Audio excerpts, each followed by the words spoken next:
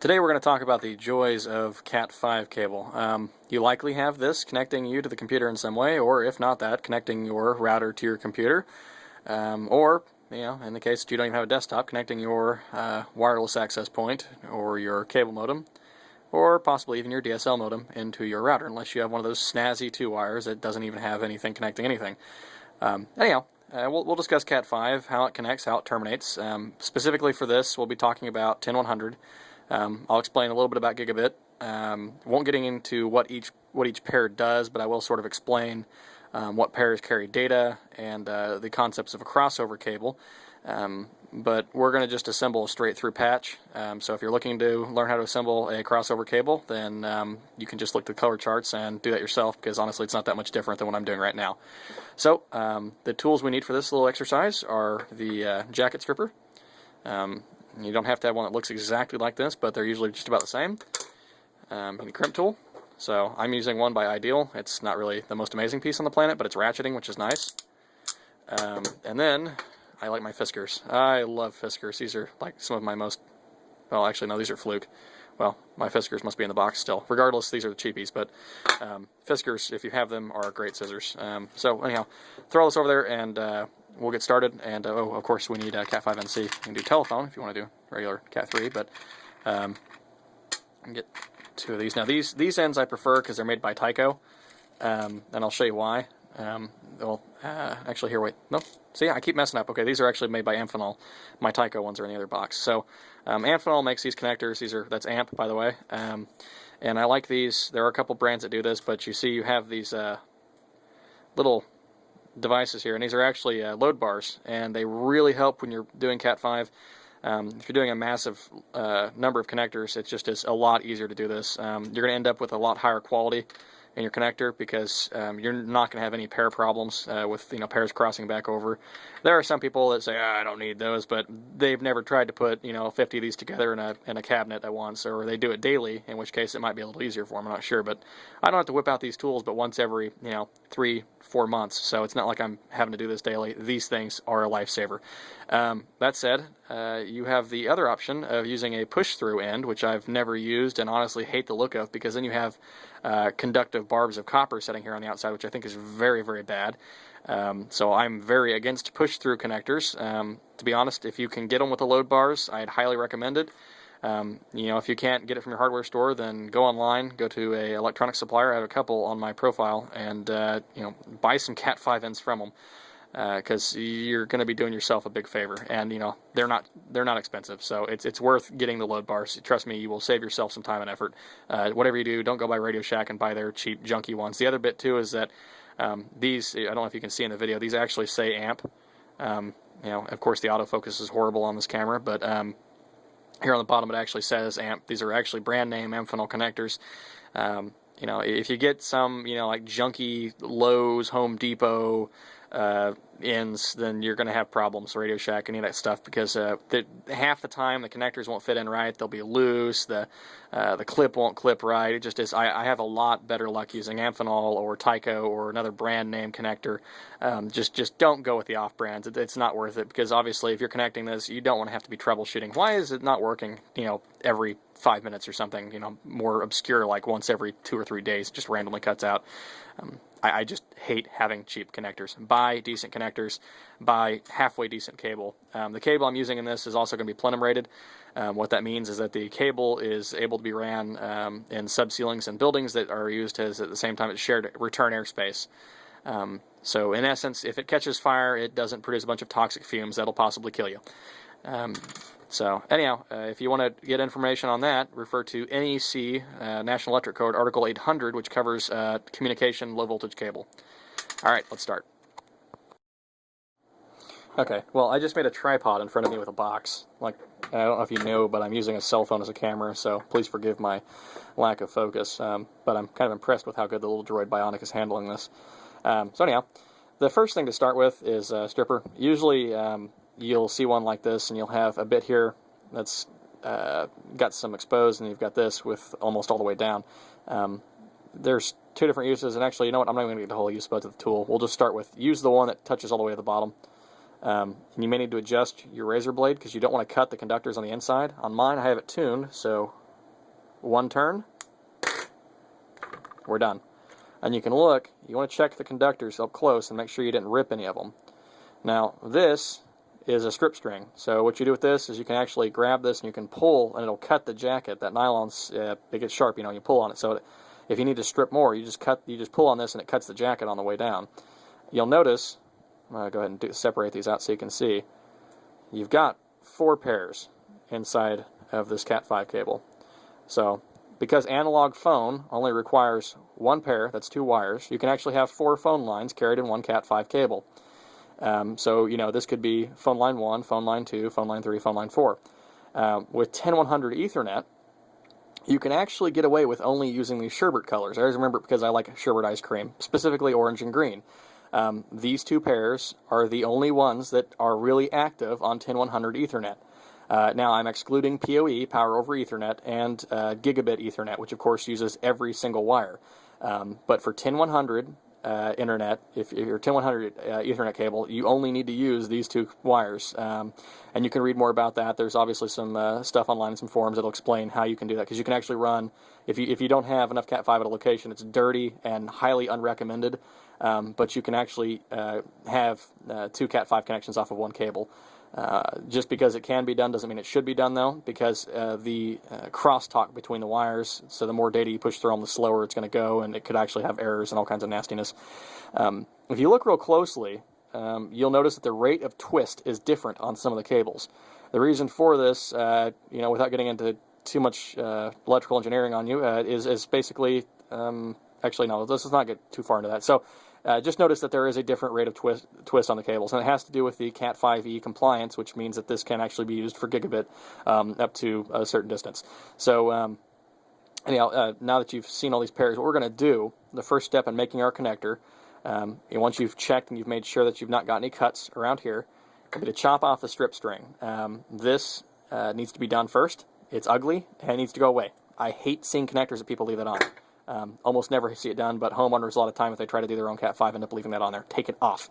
So, next bit here, you've got all your wires. What we're going to do is we're going to get our fingernail in there, and we're going to unwind every single pair and separate them out. So you can think of this like negative and positive, because that's what the pair is. In the telephone world, we don't have negative and positive. We have tip and ring, which is basically, if you look at like a speaker jack, you have tip, and then you have the little ring that goes around it. So that's where the name comes from, tip and ring. So on a telephone wire, you'd have tip and ring, and that would be your 2 conductors. So like I said earlier, you know, in a single Cat 5 cable, you could use every 2 of these. If you have Cat 5 going through your home, you could actually have 4 phone lines. You could put 4 phone jacks off one of these cables.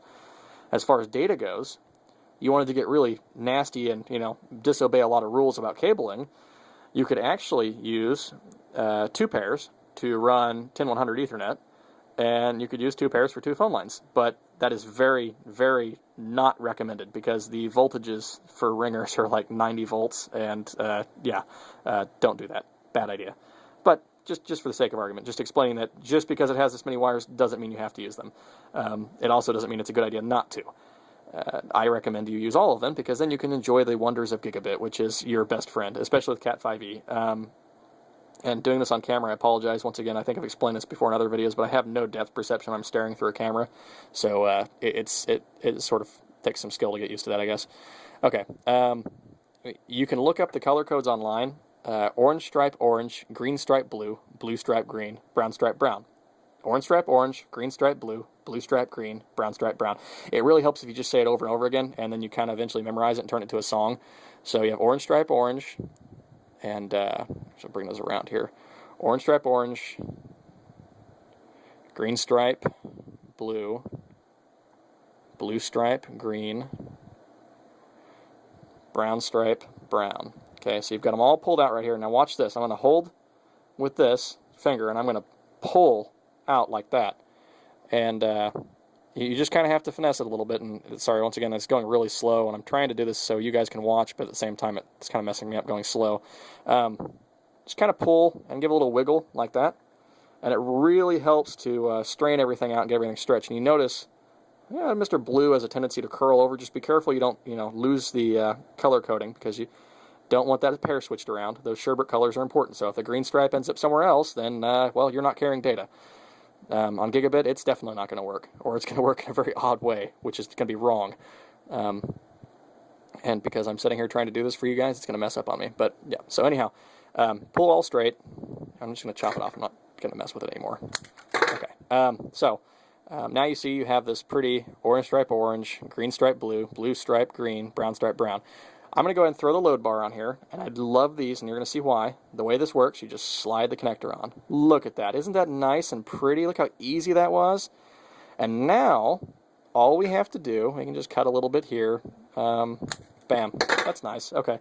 So, push the load bar up to the top, and let it sit there like that. So it's sitting on the very end of the conductor. So once again, verify, make sure your colors are right. This isn't really the best connection I've ever made. It's on camera, and I have no depth perception, so it doesn't look very pretty. But point being, it'll carry data perfectly. Key points to remember here. We're going to need to make sure everything comes through on the end. So when I push the copper in there, we're going to look on the end of this connector, and I can't really move it around too much once I get them in there until I get it crimped, because it'll pull them out. But you want every conductor visible on the end of that Cat5 connector. So now we're going to put it in, kind of give it a little shimmy in, and push it in there, and a hold, grasp down here. You can see my fingers. You can kind of grasp a little hard, and kind of push in there. Put some pressure on it, because you want every single pair pushed up in there. And don't ever leave the jacket back here. That is retarded. Make sure the jacket is inside of the connector, and you want to make sure that this crimp is hitting the jacket, not the conductors inside. If your jacket is all the way back out here where my thumb is, you just need to cut the end off and start again if you've crimped it down that way, because it's going to pull loose. The jacket can handle strain. The conductors on the inside cannot.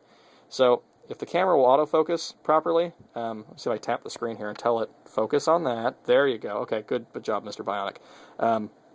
You can see the conductors at the very end of the cable. And if you look at the one in your room or wherever you got something plugged up, you'll see how the conductor's on the very end. And you can also see on this connector, once again, autofocus, how we're pushed up right there towards the edge of the load bar.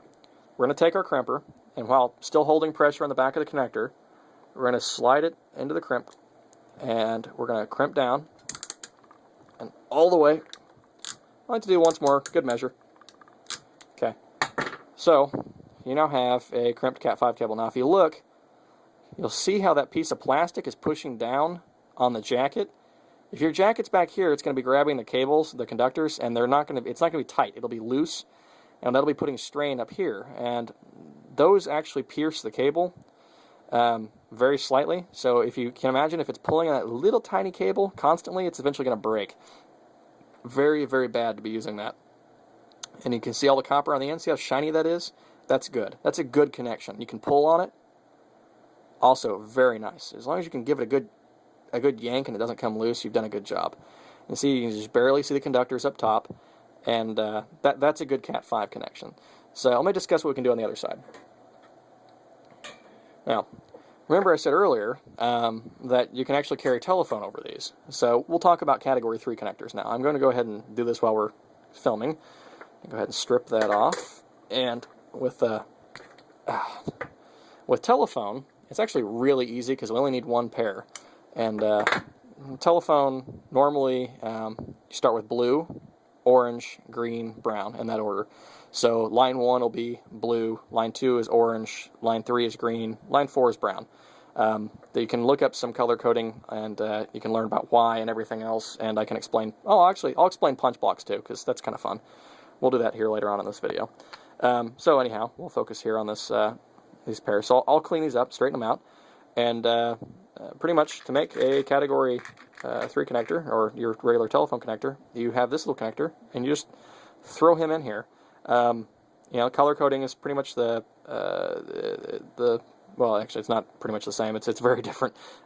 You have tip and ring for your first line, and then it's reversed. So you have stripe and solid on opposite sides for the second line on the outside. So the inner two conductors are line 1. The outer two conductors are line 2, if you think about it visually with like kind of a reverse polarity.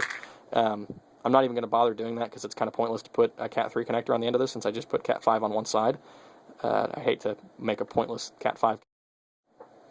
Okay, so I'm going to just go ahead and throw the other end on real quick, and I totally did not cut enough there, sorry. The cable's laying on the shelf. Let's do this now. Go ahead and cut back just just enough to give our fingers some room to work. And the important thing about doing Cat 5 is to remember it's not quantity, it's quality. It's extremely important that when you make these connectors, every single conductor has a good connection. You will see a difference in data throughput. And you'd be amazed at the number of people who do this and have their cables come out looking like crud. You know, that jacket, the further it's pushed up in there, the prettier it's going to look, and you need to make sure all that copper touches the very end. If that copper is not touching the end of the connector, you have not done your job. I cannot stand looking at homemade Cat 5 where somebody's got these conductors hanging out the back of the jack, and I'm halfway tempted to do a bad connector just to show you how horrible it can look and why I want to stab people in the face with a soldering iron whenever it happens. But I don't feel like wasting a connector. I mean, they're not expensive, but it just is annoying to have to go through this entire process twice just to how to not to do something. So we'll go ahead and just let me ramble here as I do this. Orange stripe orange, green stripe blue, blue stripe green, brown stripe brown. So we're going to pull everything in here. I'm going to strain them all, get them all pulled straight. Cut there, and we're going to grab. Yeah, you can see it's kind of messy too, so you probably want to do this at a table. If you do it over the carpet, get ready to run a vacuum cleaner. You're going to have lots of little tiny pieces of wire. They're not sharp, they're just annoying.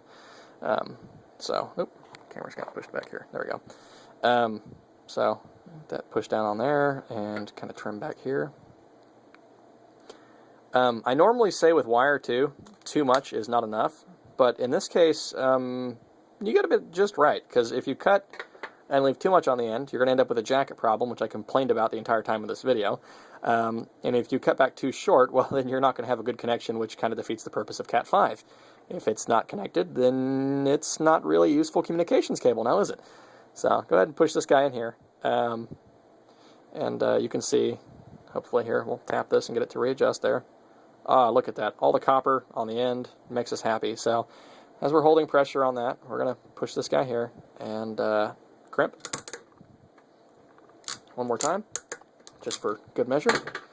Okay, and as you can see, all the copper is showing on the end. See all those little connectors there? Oh, that's pretty, isn't it? And look at that. See how the jacket's nice and far up in there? It's a little better than the last one, but the further you get the jacket in there, like I said, the better it looks. And you can see that crimp, it grabs down right there on the jacket, and the load bar just kind of hides in there.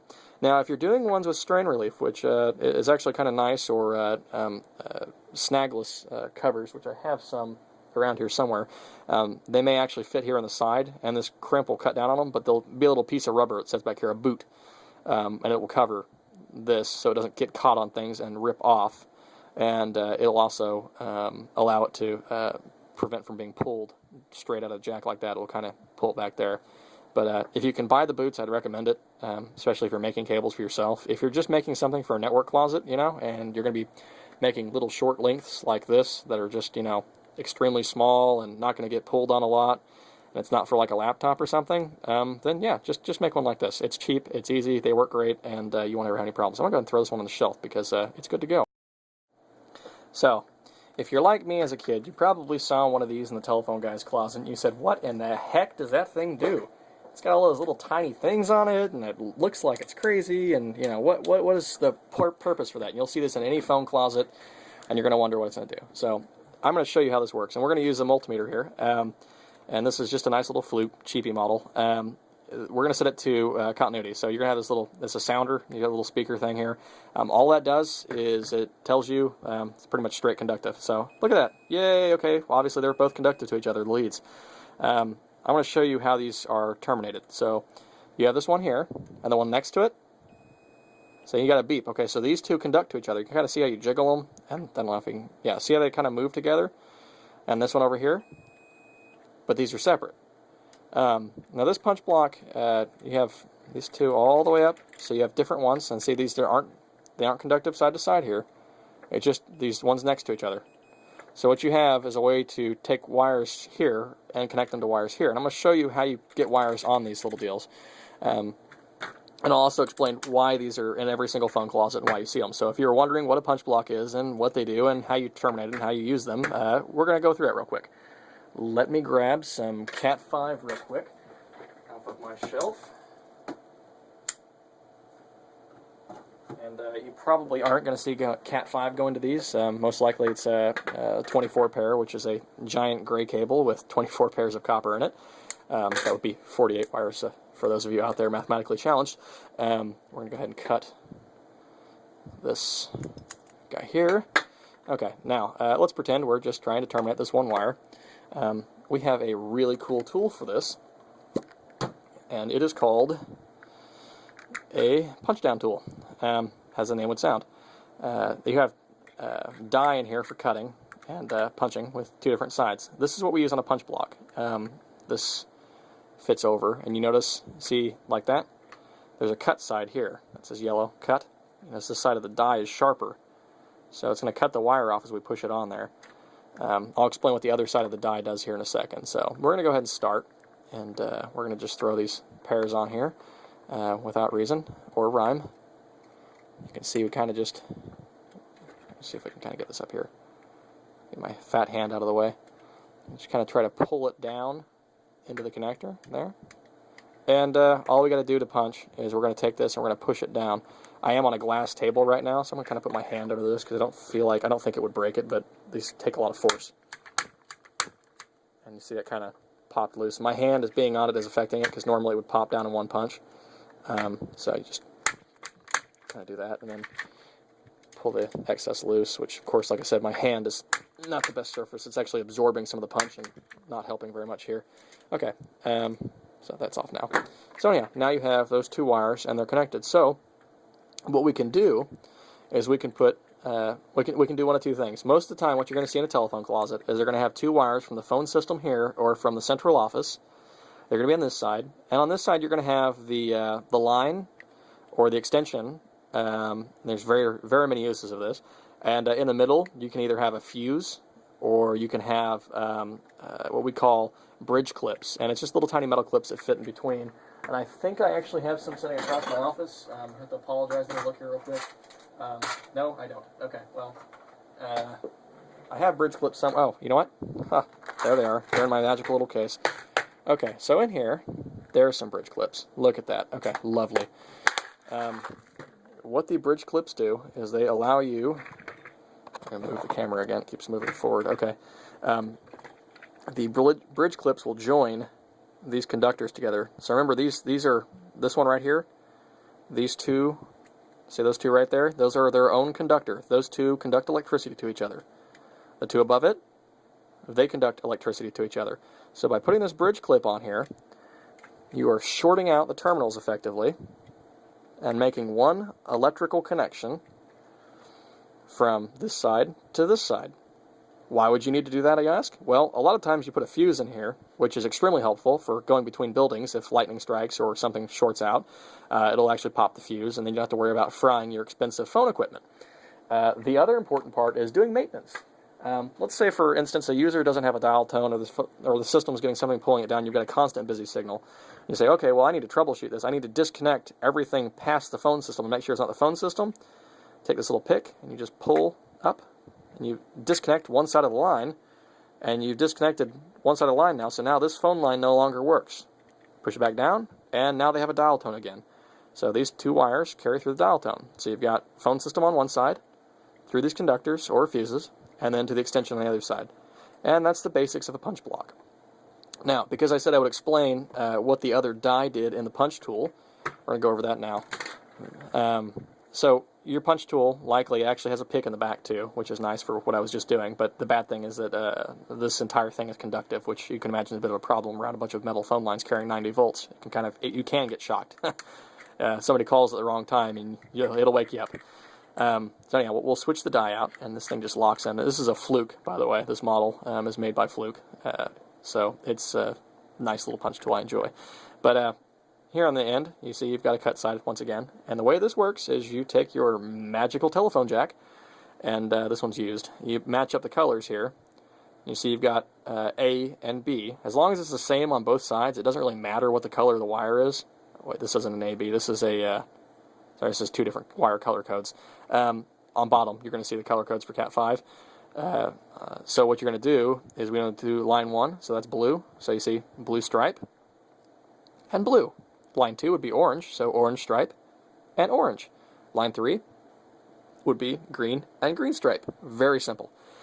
So you take the wires and you bring them up in the back and you lay them out over the side. You take the punch tool and you just lay it in there like that, and you push down, and it does the exact same thing as we saw earlier. It pushes down on that wire and it cuts. Oops.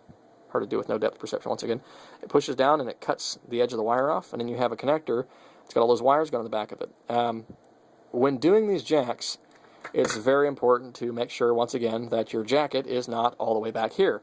I don't feel like putting all the pairs on this and punching it down to explain, once again, but if you do this, start with the backmost pairs. Start with the pairs in the very back, and that applies for Cat 5 jacks too. If you start with the pairs in the very back and pull it up as far as you can, and just lock it down with those pairs in the back. That helps a lot of people who haven't done this before. And then as you lay pairs over, you just try to leave as much of a twist in it as possible. With Cat 5, I prefer to actually start with one of the ones at the front. But I know a lot of people say that it's very easy to start with the ones in the back. For me, myself personally, I like to start at the ones in the front and move back. With telephone, obviously, you have to start in the back because that's the first line, if you're only punching down one line. If you have extra pairs you're not using, don't punch them all down in the jack, because then I'm just going to have to tear them out if I want to add a phone line in later. The proper thing to do, if you're wanting to punch down just one phone line, and you don't have provisioning or planning for any other phone lines on the jack or in the jacks in that building, just punch down the pair you're using. Take the rest and coil them neatly around the back of the conductor. What's going to happen is, in the future, if the user says, I need a new phone line, I need a new extension, something else, with the exclusion of Cat 5, obviously, you should use all the wires and not ever leave any hanging back. But with analog phone, leave them sitting on the back of the Cat 5 jacket, because what you could do is you can uncoil them, you can put a new jack on, and just punch it down there, or you can punch it down on the second line spot on the jack. But the point is, if you punch it down on the connector, you've taken away our ability to choose what to do with that conductor. Now it has to be in the end of the jack. And unfortunately, if you didn't leave any slack in your conductor on the wall, then we have to cut it and splice it, which is just ugly and a very bad thing. So let's just always be polite to the guy coming after you. And if you have conductors you don't plan on using, coil them around the jacket, let them sit back there, and remember, push this thing up as far as you can into the jack. You want it to look like that. You don't want it to look like this with wires hanging out the back of it. That's ugly, and it's poor workmanship. Don't do it. I say all this stuff because I've seen it. It just is horrible. And these people are graduating from tech schools and everything else that say that they're supposed to know how to do this, and it just scares me that these people are coming into the industry and end up doing this. And a lot of telephone guys I talk to are just upset about the quality of workmanship and telephone stuff nowadays, because it doesn't seem like anybody really cares.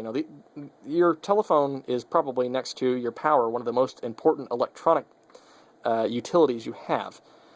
It provides 911 emergency access. It's your lifeline. And a lot of people say, I don't use a landline anymore. Well, that's great. Your cell tower pretty much does. It comes back, it goes through T1. If it doesn't go through fiber, it hits copper at some point, essentially. And if it's completely, IP from one end to the other, it's still more rare than you would imagine. Point is, the world still runs on copper. We haven't made the fiber optic transition yet. I'll be very happy when we do, but there's still a lot of copper on this planet, and we're going to have to get used to using it for a while. And when we do use it, let's do a good job. Okay, we're going to talk about Cat 5 jacks now. If you're wanting to throw in Cat 5 jacks, the only brand I would ever recommend is Levington or Avaya. I don't really use Avaya much, but Levington is my favorite. I absolutely love Levington. I don't ever really open the bags properly, just rip the stupid thing open, and inside you have a lovely little Cat 5 connector. So look how pretty that is. You'll notice that when you look at your Cat 5 connector, here, I'm going to put this top on it. So kind of a symbols like that. And here, let's try to do the autofocus thing, shall we? Thank you, Mr. Phone. You've got an A and a B, and you're saying, what is A and B? Well, if you want to make a crossover cable, the easiest way is just go from A to B. Normally, you're going to punch down on B. B is what you should always punch down on. So if you're doing a straight run, use B. If you're going to make a crossover, do B on one side, A on the other. That's a crossover. That is the only reason for A and B being on there. Now you know. But whenever you're doing a normal run, you should just do B. To be honest, as long as you do the same thing on both sides, it really doesn't matter what you do. But remember earlier, whenever I said that these sherbet colors are the ones that carry data, Notice which ones are stripped around here. You've got the sherbet colors. So if you look, you see orange and green. The sherbet colors are switched between A and B. Instead of having orange, you have green. Instead of having green, you have orange. Like I said, so just remember, the only pairs on TIN 100, not gigabit, TIN 100, the only pairs that carry data are these sherbet colors, orange and green. If you get that memorized, it makes cabling much easier if you ever need to split one of these. Once again, though, not a good idea. Don't ever do it. It's very naughty. Before somebody posts, that's a horrible idea. I'm going to go ahead and say it. It's a horrible idea. Don't ever do it. But, yeah, sometimes you have to. So, anyhow, we're going to go ahead and I'm going to... Wow, this is mutilated. Where did this come from? Oh, this was in the end of the box. Wow. We're not going to use that. That's absolutely a very bad example. Oh, where? Wow, that is just nasty. Huh, okay. Let's go ahead and strip this now. Da-da, da-da, da-da, da-da, da-da, and cut off our strip string. Don't leave it on there. Cut it off. Seriously, leave it on there, and I will come through the internet and hit you. Let's go ahead and we will pull these out, and we will wind them back. Wait. I don't know why I just did that. Yeah, actually I do. Sorry, you shouldn't actually wind all of them back. We're just going to start with a blue pair. And like I said earlier, sometimes starting with the blue pair will probably be easier for some folks in the back. I like to start with the ones in the front, but starting with the ones in the back is a lot easier for some folks because it holds the cable in place. So all we're going to do, we're going to get that right in there. And sorry, I'm trying to move my finger so you can see it. And see, we're doing B, the top colors. We're going to kind of just push that in there to lock it in. You don't have to push real hard. It just needs to kind of get in there because there's a metal tab in there. It's actually going to grab it. It's kind of like, think of it like forks. It's just they're going to pierce that cable kind of. The punch tool is what's really going to hold it down. And so what we're going to do is try to keep as many twists as possible up into the end. So we'll do the green next since we started from the back. So you need to move. If you choose a direction to move from, you need to keep it all the way through. Because if you start in the back and then try to do one all the way in the front, you're going to end up with a knotted mess in here. It's much easier just to go the same direction. And once again, this goes really fast when you're not talking and trying to use a cell phone at the same time. No, I don't have 3 fans. Like I said, I used a cardboard box to make my tripod here, which is the most high-tech manner, of course. So there we go. Look at that. That's lovely. See, they're all going down nicely. You try to keep the twist as much as possible. Obviously, there you can't do much. On brown and orange, you can actually kind of take the twisted pairs and you can kind of just rotate them around with your fingernail and then just kind of push them in because they're right next to each other. And here on the orange, see how, orange and orange stripe are right next to each other, so you just kind of twist to get your fingernail in there. And you can get the pairs oriented right, and then you can just kind of push them down and get them locked into the jack. And if you get them down just so, look at that, see?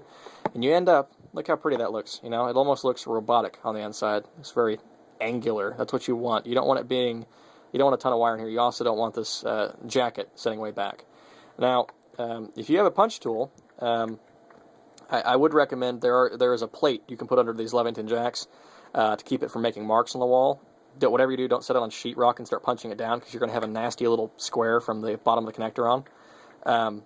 I would recommend, by the way, don't get the small home office, Home Depot, Lowe's, whatever their jacks are. If it's not Levington, don't buy it. Or Avaya, once again. I cannot stand cheap jacks. It's bad connectors are horrible. So normally you'd sit down and you'd punch every single one of these all the way around. I am groovy, and I have this really awesome Levington punch tool. Watch how cool this is. You're going to be jealous, too, if you don't have one of these and you've been working in telephone land. Look at that. Isn't that cool? And then I'm going to squeeze, and it's going to punch and cut every single pair at once. And if I got it in there right, I did. Bam. And I'll do it one more time for good measure. And look at that. See? And the way that works is the die comes down, and it pushes, and it cuts every single conductor. Now, this little gun is absolutely lovely. I would highly recommend it. I guess that might be a part number. I don't know. But once again, this is a fluke part, but very good for my Levington. And look at that. And what you do is, when you're done, you put a little cap on here. And what you now have is a fully assembled Cat 5 jack. And if you look how pretty that is, it's just got a real nice connection now. And the jacket is actually all the way inside the connector. And it's ready to be popped in and used. Now, you heard me say earlier that the only important pairs are sherbet colors, and if you're wanting to do 2 jacks, you could actually take the brown and blue, and you could move them to another jack and substitute them for orange and green on the other jack, and do the exact same on the other side with the colors. And you can actually use 2 jacks on 1 cable. The reason I mention that so much is because it seems to be like uncommon knowledge. Like, most people don't think you can do that. Just because you can doesn't mean you should.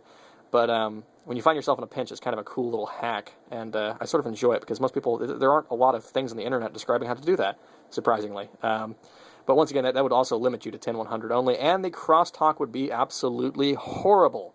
So don't ever do that. Wink, wink, nudge, nudge. But yeah, seriously, if you can afford to use 2 Cat5 cables and you're running this in your house, please do. I don't want to come behind you and have to see that you've used every single pair abusively in a cable. And I also don't want to have to be troubleshooting your work and see that you've done something shoddy, like put 2 jacks on 1 cable. That's naughty. Don't do it. As far as running analog and Cat5 on a jack, like I joked about earlier, don't ever do that. That's also a very bad idea. You can do a lot of things. I just mentioned a lot of hacks that I've seen people do, that you can do, but they're not recommended. Communications cabling is still kind of the wild, wild west of the NEC. So this is the proper way to do a jack, and this is how you should always do it. You shouldn't really ever deviate from this. If you're doing a telephone jack, kind of stick to what I said earlier, and make sure to put only the pairs down you plan on using. If you don't plan on using all the pairs, and you only plan on using 1 phone line, just terminate 1 and wrap the rest around the jacket here on the back nicely. And usually sometimes I'll cut like almost a millimeter off each one, so that the ends of the copper won't touch and create a short in the system, even though they're not used right now. If some guy comes and terminates them later, it won't short out the system. But in your business, this is definitely the way to go. Cat5e, Cat6 is an entirely different game. If you're wanting to terminate Cat6, I'd recommend you go ahead and look up videos on that. Connectors are different, wires thicker, pairs are thicker. There's actually a separator in between the pairs underneath the jacket. It's just a whole different game. Cat5e cable will do 99% of what you want it to do. Anyhow, have a good afternoon.